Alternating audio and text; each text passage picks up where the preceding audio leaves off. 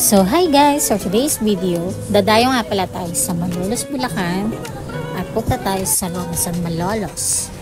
So ito, nabaybay na natin ng Malolos, Bulacan, Giginto Tabang na. So ito nga pala yung arko ng Giginto na paglagpas mo dyan ay Malolos na. So ito na tayo sa Robinson Springs, Malolos. So pasok tayo sa mall. Siyempre, first thing, magsishare muna. So si ate, ayan, nangunguna na isa. So, eto, pasyal-pasyal muna tayo.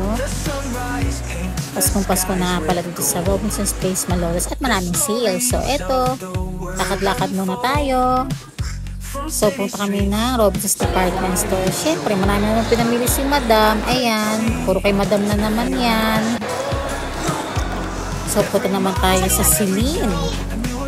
Yan. Naku, ate, depend kasi sa'yo.